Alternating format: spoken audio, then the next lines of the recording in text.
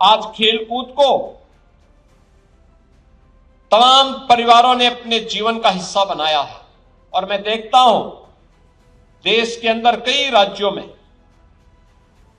अभिभावक बेटा और बेटी के बीच में भेदभाव नहीं करता,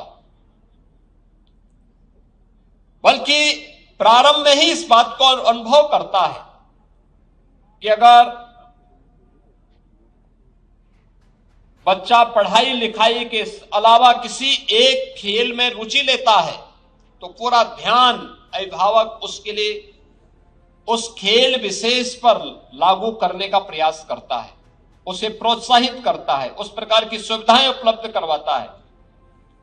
आज उसी का परिणाम है कि हम लोग भारी पैमाने पर खेल के उस इंफ्रास्ट्रक्चर को आगे बढ़ाने में मदद कर पा रहे हैं।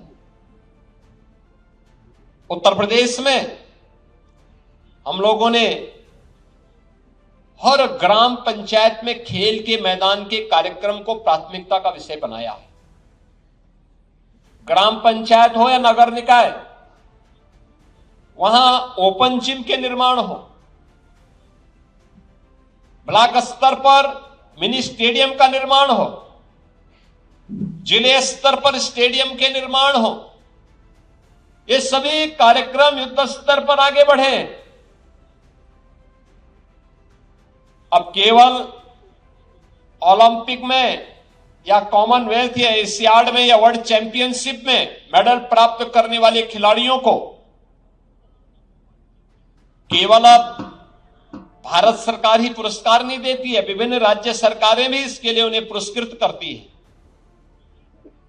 ओलंपिक उत्तर प्रदेश की हमारी सरकार, अगर कोई उत्तर प्रदेश का नौजवान ओलंपिक के लिए क्वालिफाई करता और टीम में प्रतिभाग करता है तो हम उस प्रतिभागी को 10 लाख रुपए की मदद प्रतिभाग करने के लिए उपलब्ध करवाते हैं, उसके लिए स्पोर्ट्स किट उपलब्ध करवाते हैं।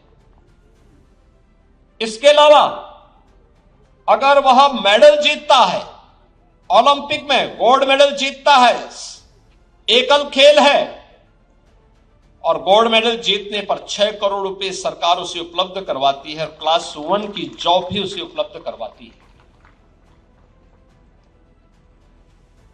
अगर टीम गेम है तो स्वर्ण पदक पर 3 करोड़ रुपए सरकार उसे उपलब्ध करवाती है। रजत पदक पर एकल गेम में 3 करोड़ और टीम गेम पर हम उसे 1.5 करोड़ रुपए की मदद अपनी ओर से उपलब्ध करवाते हैं। ऐसे ही कांस्य पदक में भी हम उपलब्ध कराते हैं। एशियाड में, कॉमनवेल्थ गेम्स में, वर्ल्ड चैंपियनशिप में जो भी खिलाड़ी इन प्रतियोगिताओं में प्रतिभाग करता है, मेडल जीतता है, अब तक हम उत्तर प्रदेश के अंदर 500 से अधिक खिलाड़ियों को, जिन्होंने ओलंपिक में,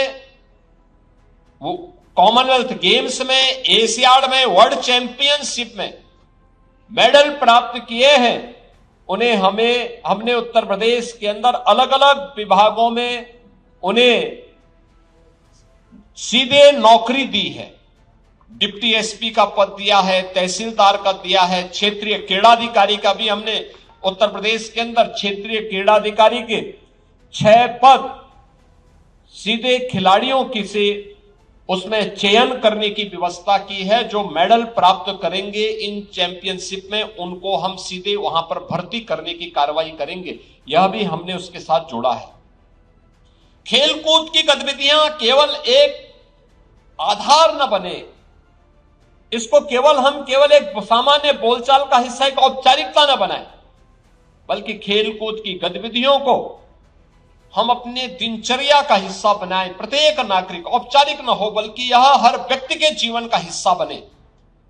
इसके लिए उत्तर प्रदेश के अंदर 96,000 से अधिक स्पोर्ट्स किट हम लोगों ने युवक मंगल दल और महिला मंगल दल को वितरित किए हैं, जिनके माध्यम से गांव गांव में एक नई खेल संस्कृति को विकसित किया जा सके।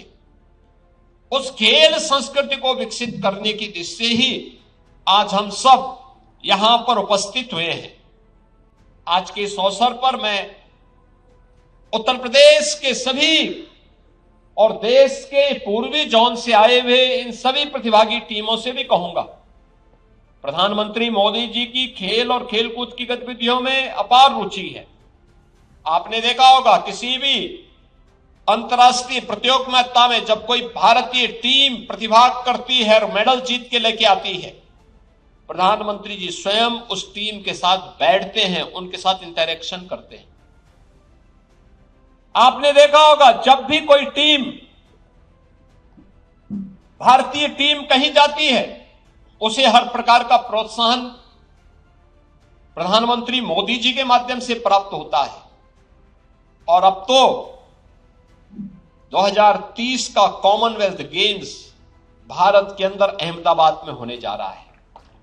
और मैं अभी से कहूंगा हमारी टीमों को, हमारे विश्वविद्यालयों को, हमारे महाविद्यालयों को, हर राज्य को इसके लिए अपने आप को तैयार करना होगा। याद करिए, जो आज से खेल में आगे बढ़ेगा, 2030 के कॉमनवेल्थ गेम्स के लिए वह क्वालिफाई भी करेगा और फिर उसमें मेडल भी जीतेगा। आज से हमें अपनी तैयारी करनी होगी। 2036 के ओलंपिक के लिए भारत आवेदन कर रहा है और मोदी जी के नेतृत्व में हम मानते हैं कि 2036 का ओलंपिक भी भारत में हो। और 2036 का ओलंपिक भारत में हो तो भारत अधिकाधिक मेडल प्राप्त करे, इसकी तैयारी हम सबको करनी चाहिए। मुझे प्रसन्नता है कि दीनदयाल उपाध्याय गोरखपुर विश्वविद्यालय